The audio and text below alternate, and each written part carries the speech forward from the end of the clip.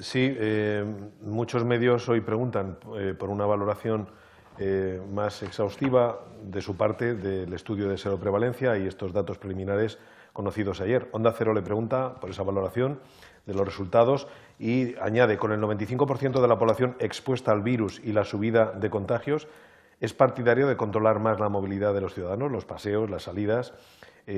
COPE pregunta qué conclusiones permite extraer del estudio de seroprevalencia sobre los asintomáticos, qué letalidad calculan que puede tener el COVID-19 en España a tenor de estos datos.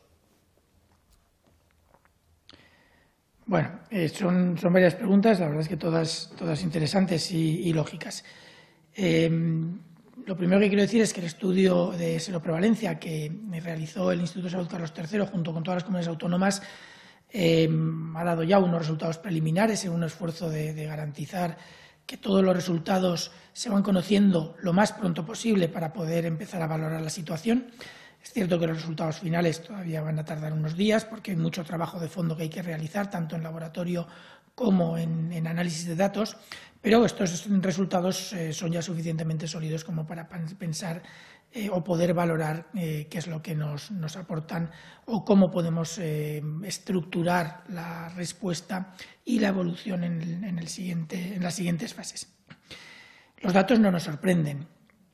De hecho, la directora del Centro Nacional de Epidemiología, Marina Pollán, ayer ya comentó que las estimaciones del tamaño muestral se habían hecho esperando una incidencia del 5%, y lo cierto es que ha salido exactamente esa, con un pequeño intervalo de confianza alrededor, con lo cual sabemos que la prevalencia total de anticuerpos en la población española es entre el 4,7 y el 5,4, con un mejor estimador del 5%. Esto implica que tenemos, como dice el periodista, un 95% de personas no expuestas, sino que están a riesgo porque no han pasado la enfermedad. Eso asumiendo que el otro 5% han desarrollado una inmunidad que va a ser duradera y que protege realmente contra el virus. Esto parece que sí, los estudios indican esa dirección, pero tampoco hay una certeza clara. Esto lo que quiere decir básicamente es que las medidas que se estaban tomando asumiendo que la inmunidad esa de rebaño, es decir, la inmunidad generada en la población y que nos iba a evitar muchas transmisiones en el futuro, no se puede utilizar como una de las herramientas o como uno de los indicadores para tomar decisiones en cuanto a las medidas de protección en las siguientes fases. Así es como estamos trabajando, sin esa inmunidad de rebaño. Por lo tanto, lo que viene es a corroborar que las medidas que se han ido proponiendo son las correctas. Mucha prudencia, andar con mucho cuidado, una desescalada progresiva en las zonas donde se establezcan la situación adecuada para poder hacerlo y tener sobre todo una vigilancia extrema sobre la detección de nuevos casos que puedan implicar riesgo de nuevos rebrotes. Eso es fundamental entenderlo así. No es que estos resultados sean ni malos ni buenos, esto es lo que ha pasado en España, con una pequeña variabilidad, como les he comentado, pero esto es lo que ha pasado en España. Hay una importante variación entre comunidades autónomas, pero ninguna llega a tener esa inmunidad de rebaño que nos podría proteger de futuros rebrotes. Por lo tanto, todas las comunidades autónomas van a tener que entender, y toda la población de todas las comunidades autónomas vais a tener que entender que tenemos que garantizar que seguimos controlando los contactos de riesgo. Si hubiéramos tenido incidencias mucho mayores, eso hubiera implicado muchísimos más casos, y muchísimos más casos hubiera implicado que todas las variables de gravedad asociadas, hospitalización, UCIs y letalidad, hubieran subido igualmente. Con lo cual, es cierto que hay mucha gente que no se ha detectado, eso ya sabíamos que había un porcentaje importante, quizás hemos detectado como un 10%, algo más, 10-12% de los casos que en principio ha habido en España. Sabíamos que había un número importante de casos asintomáticos en este estudio, aparentemente hay alrededor del 25%, si no recuerdo mal. Sabíamos también que había muchos casos leves que no acudían al sistema, y también sabíamos que durante la fase más aguda de la epidemia, hubo casos que por la saturación de los servicios y de los laboratorios no se llegaron a diagnosticar con un test confirmatorio, pero sí que tenían un diagnóstico de sospecha y se les mantenía en sus casas haciendo el aislamiento o, en caso de los contactos de estos, la cuarentena. Todo esto hace que, bueno, los resultados son lo que esperábamos, poco más o menos. Ya les he comentado por qué. En la movilidad, en principio van a tener un impacto no excesivamente grande porque ya estamos actuando con la prudencia suficiente. Y en cuanto a los asintomáticos, esto es más complicado de valorar. No tenemos todavía claro, aunque sabemos que un par de días antes de iniciar síntomas, quizás 3, los infectados pueden transmitir hasta cierto grado. No tenemos muy claro todavía cuál es el rol en la transmisión de aquellos que son completamente asintomáticos. Sabemos que una persona, una vez infectada, pasa un periodo de incubación, en ese periodo es asintomático y luego suele desarrollar síntomas. Pero este 25% de asintomáticos no tenemos todavía muy claro, ni nosotros ni nadie. Los estudios internacionales ni los nacionales nos dan todavía una pista clara sobre la capacidad de transmisión de estos asintomáticos. Sabemos que en el periodo presintomático sí que es muy probable que los asintomáticos puedan jugar, los asintomáticos que nunca van a desarrollar síntomas, puedan tener algún rol en la transmisión. No parece importante, pero sí que pueden tener algún rol, algún papel, pero lo cierto es que no podemos cuantificarlo todavía. Medios como 65ymas.com y el Nueva España coinciden en esta pregunta. Dice 65ymas.com, ¿el bajo porcentaje de población española que ha superado la COVID-19 hace más probable el rebrote? La Nueva España, prácticamente igual. Los bajos índices de inmunidad en algunas regiones, provincias, pueden afectar a sus plazos para las fases de desescalada. ¿Son territorios con mayor riesgo ante un rebrote? Yo creo que, como acabo de decir, aunque haya variabilidad y en algunas comunidades autónomas haya hasta un 10 comparado con algunas que tienen poco más del 1% de seroprevalencia, es decir, de población con defensas contra el coronavirus, que han estado a priori infectados por el virus, esta variabilidad, que es importante en términos numéricos, desde luego no implica ninguna protección poblacional. Puede haber rebrotes en todas partes si no aplicamos las medidas de prevención que se están desde hace ya muchas semanas explicando a toda la población y que toda la población conoce perfectamente. El rebrote, por supuesto que si tuviéramos a toda la población vacunada o a toda la población inmunizada sería imposible, pero el rebrote no va a depender tanto de la tasa de seroprevalencia, del número de personas que ahora mismo en principio estarían protegidas, como de lo prudentes que seamos todos a la hora de establecer nuestras relaciones sociales con las personas que hay a nuestro alrededor. Si conseguimos mantener durante todavía unas semanas esas medidas estrictas y conseguimos que desaparezcan todas las cadenas de transmisión actuales, y eso es función de todos, salud pública, atención primaria, fundamentalmente, atención hospitalaria, todos los servicios de preventiva de todos los diferentes niveles de la atención sanitaria o de los sistemas sanitarios y, sobre todo, la población. Si entre todos conseguimos eliminar esas cadenas residuales que todavía quedan de transmisión, llegará un momento en el que, si no hay transmisión del virus, no tendría por qué haber repuntes. Pero eso depende de todos. A partir de ese momento, el riesgo estaría en posibles importaciones de virus. Esto no va a ser una tarea fácil ni va a ser una cuestión de una semana. Vamos a ir pudiendo desescalar, pero vamos a ir pudiendo desescalar en la medida en que toda la población entiende cómo pueden ellos suponer riesgos de transmisión del virus y cómo los pueden evitar. Si se van evitando, eliminaremos esas cadenas residuales que decía de transmisión y podremos pasar a una situación en la que los rebrotes dependan únicamente de la importación. Y las acciones ahí son otras, son de otra manera. Ya se han empezado a implementar, si no me equivoco, mañana entra en vigor la orden relacionada con los viajes internacionales y, por lo tanto, habrá que actuar de otra manera con estas personas. Pero lo cierto es que depende un poco de que todos lo hagamos bien. Hay muchas preguntas hoy relacionadas con el número de fallecimientos.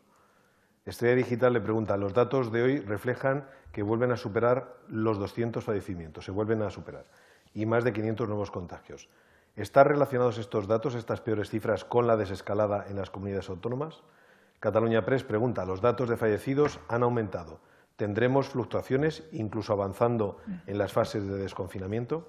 Y hay otros medios que preguntan por las cifras de fallecidos en Cataluña. Datadista pregunta, Cataluña reporta hoy 131 fallecidos. ¿Son datos notificados ayer o corresponden a días anteriores? No hay nota aclaratoria por parte de Sanidad. Sí, vamos a ver. Los fallecidos no se pueden asociar ahora mismo en absoluto al cambio de fase de los diferentes territorios. Una persona desde que inicia síntomas hasta que fallece pasan entre 7 y 17 días como mínimo. La mayoría están alrededor de los 11. Es decir, todo el proceso que se inició este lunes pasado no está asociado a este número de fallecidos.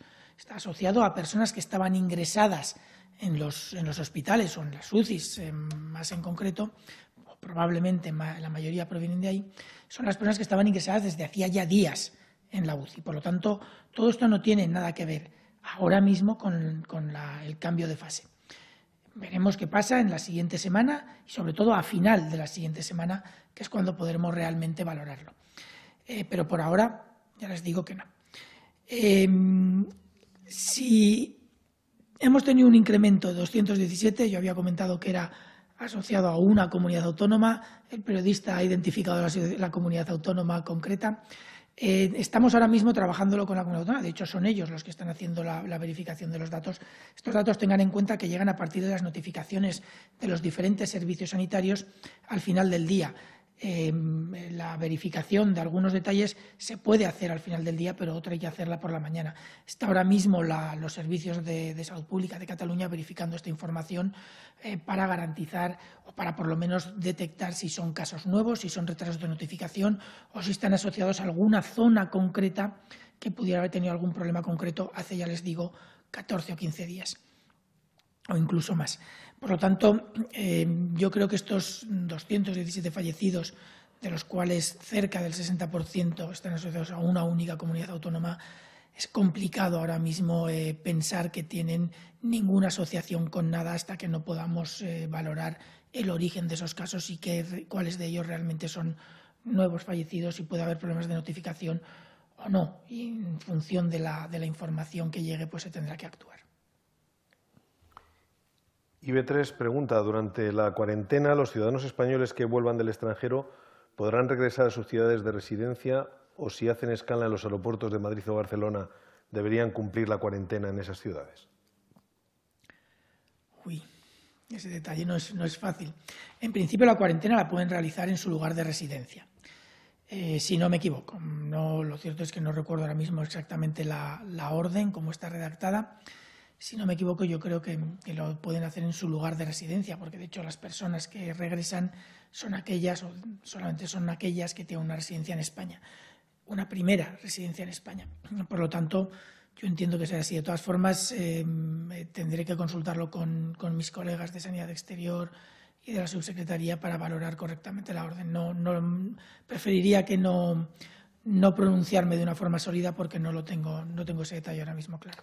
Hay varias preguntas relacionadas con distintas comunidades. Le formulo algunas. Por ejemplo, Colpisa dice, queremos saber su opinión respecto a los datos conocidos de la encuesta. La Rioja da un porcentaje muy bajo, del 3,3%, muy por debajo de todas las provincias que rodean a La Rioja, pese a haber sido un foco inicial de la epidemia. La Rioja ya era la tercera comunidad en muertes por 100.000 habitantes. ¿Esto viene a corroborar que la mortalidad en la región ha sido especialmente elevada? ¿Se corre más riesgo en las provincias con menor seroprevalencia de un rebrote o por la baja tasa de incidencia? ¿O es que se trata de una encuesta más bien orientativa? Bueno, todas las encuestas nos orientan y esta nos orienta mucho, con lo cual yo creo que los datos son muy útiles. De hecho, estamos ya haciendo muchos análisis más pormenorizados relacionados con otras variables y relacionados con detalles de la evolución en el desarrollo de las capacidades de las comunidades autónomas. Y sí que es cierto que los datos de La Rioja son espectaculares, no tanto porque tengan una tasa más baja que las comunidades de alrededor, porque de hecho tampoco es tan diferente al 4% que tiene el País Vasco, sí que un poco más al 5,8% que tiene La Rioja, al 5%, casi el 5% que tiene Aragón. Sí que es diferente al 7% que tiene Castilla y León, pero aquellas con las que tiene una relación más estrecha, la diferencia no es excesivamente grande. Lo que sí que es importante relacionar en cuanto a La Rioja es el ver hace unos días les mostraba unas gráficas de la evolución de la incidencia por comunidad autónoma.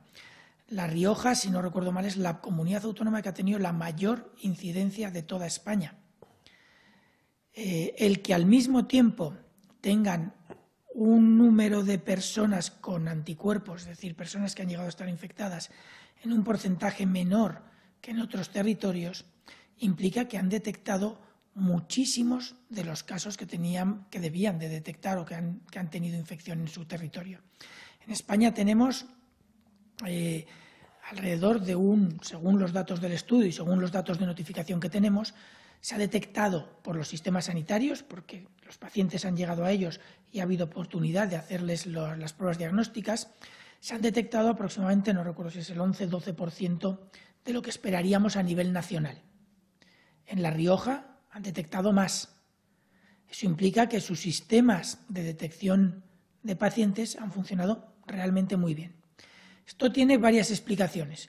Es cierto que tuvieron una incidencia muy alta en un periodo muy concreto, hicieron un gran esfuerzo para su control, con lo cual hicieron un gran esfuerzo de diagnóstico y posteriormente, una vez que tuvieron esa incidencia tan alta, tuvieron una bajada muy rápida en el número de casos, lo que les permitió también generar un trabajo con atención primaria y con los servicios de diagnóstico quizás mejor que en algunas comunidades autónomas que tuvieron una sobrecarga del sistema exagerada y que por lo tanto quizás no pudieron implementar algunas de las medidas que en La Rioja se han implementado.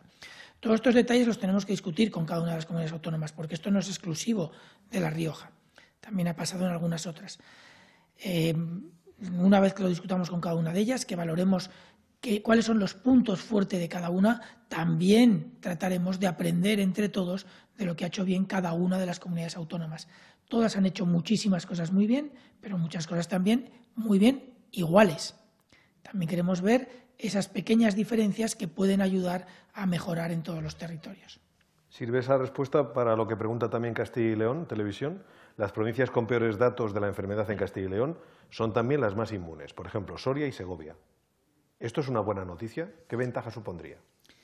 Bueno, como he dicho antes, esto va a depender mucho de los focos o en los lugares donde puedan aparecer nuevos casos. Es decir, donde puedan ir y transmitir hasta cierto punto las personas que todavía estén con el virus, es decir, personas infectivas. Es verdad que, como he dicho, el 10%, el 11%, incluso el 14% en alguna de las provincias de Castilla y León no es suficiente para evitar los rebrotes. También es cierto que las personas inmunes no están probablemente homogéneamente distribuidas por toda la población y que es muy probable que en algunos puntos concretos de los diferentes territorios haya más concentración de personas inmunes, allí donde la epidemia ha sido más severa. Ese análisis tendría que ser muy, muy detallado por barrio, por distrito, por pequeño municipio, etc.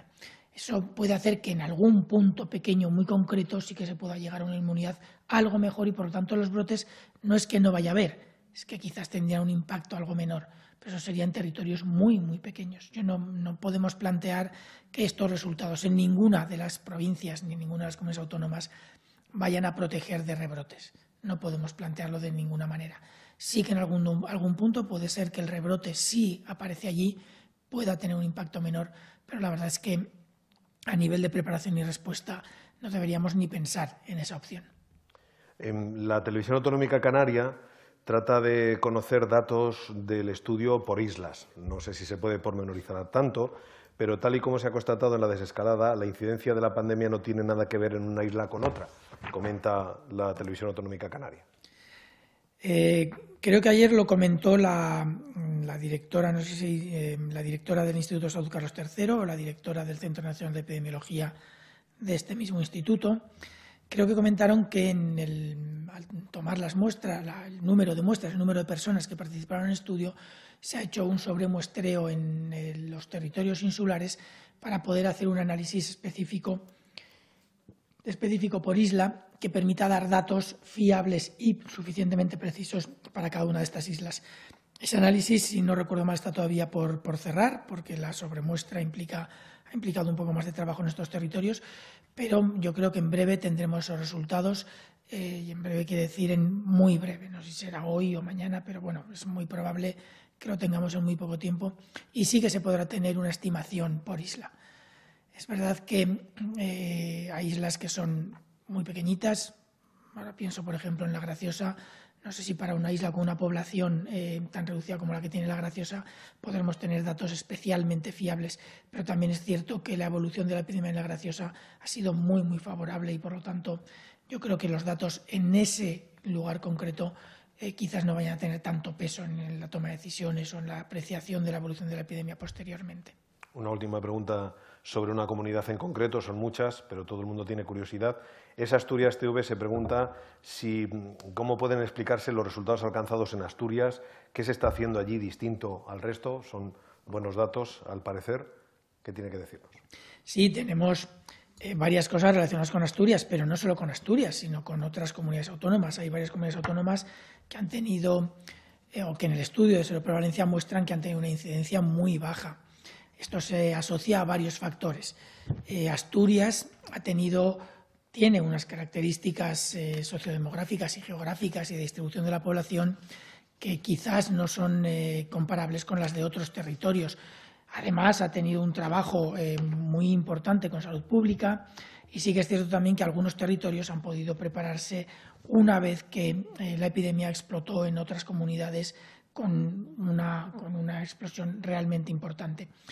El tomar las medidas de prevención y las medidas de control de la movilidad que se tomaron en su momento también favoreció a aquellas comunidades autónomas que estaban en fases más iniciales de la epidemia que aquellas que ya llevaban un recorrido, aunque fuera corto, de unos días o a lo mejor alguna semana. Con lo cual hay muchos factores que se pueden asociar ahí y que confluyen en Asturias, pero también en otras comunidades autónomas. Tenemos una evolución en Asturias que es muy buena, tiene unos sistemas que han permitido trabajar muy bien y, de hecho, como comento, la integración de atención primaria desde el primer momento en toda la respuesta, porque su situación les ha permitido hacerlo, cosa que en otras comunidades autónomas no ha sido posible hasta más adelante, ha permitido que tengan una evolución realmente muy buena. Pero la misma evolución se puede ver en otras comunidades con un impacto mucho mayor. Tenemos, por ejemplo, Castilla-La Mancha, tenemos una comunidad en la que la evolución de la epidemia ha sido muy, muy favorable, pero dado que el impacto en su momento fue muy grande, ese descenso es casi tan agudo como en Asturias, pero en números brutos, el número de casos sigue siendo algo mayor. También la cantidad de población de una comunidad y otra tiene que ver con esto. Tenemos otras comunidades que también, se me ocurre Baleares, estoy viendo, por ejemplo, La Rioja, que acabamos de mencionar, Extremadura, han tenido evoluciones realmente buenas. Galicia, por ejemplo, no me gustaría que piensen que estoy seleccionando algunas por mayor interés o menos interés. Son ejemplos que podemos dar, pero lo cierto es que el esfuerzo que han hecho todos los sistemas de todas las comunidades autónomas ha sido enorme.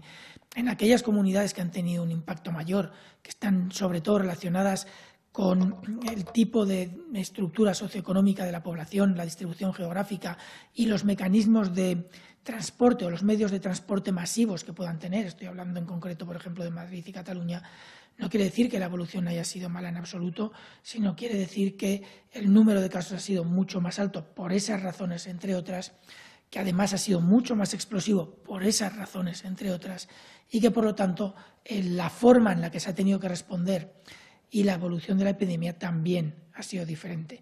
Las razones no están tan solo asociadas a temas de sistemas sanitarios, sino a muchos otros: movilidad, distribución sociogeográfica, dispersión de la población, la evolución de la epidemia, la entrada de casos infectados en el periodo inicial de otros países o de otros territorios, y todo eso ha marcado la evolución en las diferentes comunidades. Pero lo cierto es que el trabajo que han hecho los sistemas sanitarios ha sido, yo creo que, muy bueno en todas ellas.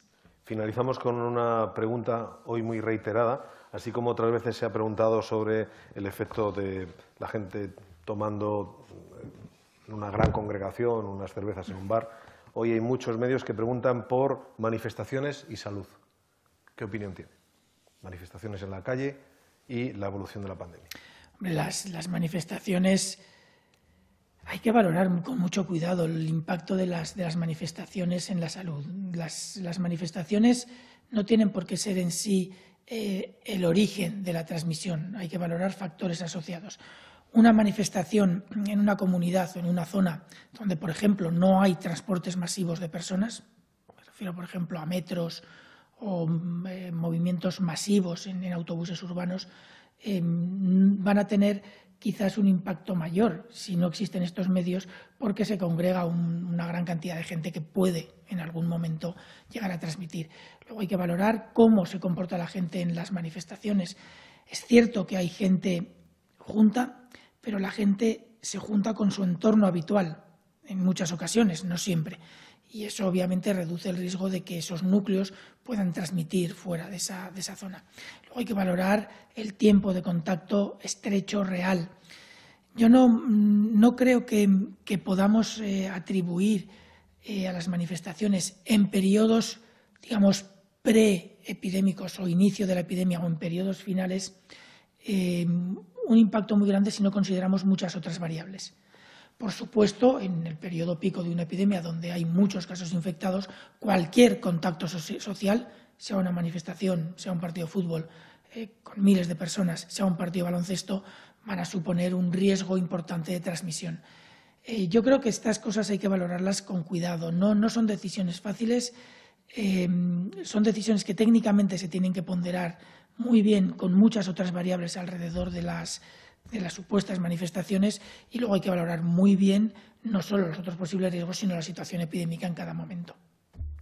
Doctor Simón, pues muchísimas gracias y gracias a los medios por plantear sus preguntas. Muy buenas tardes. Gracias a todos.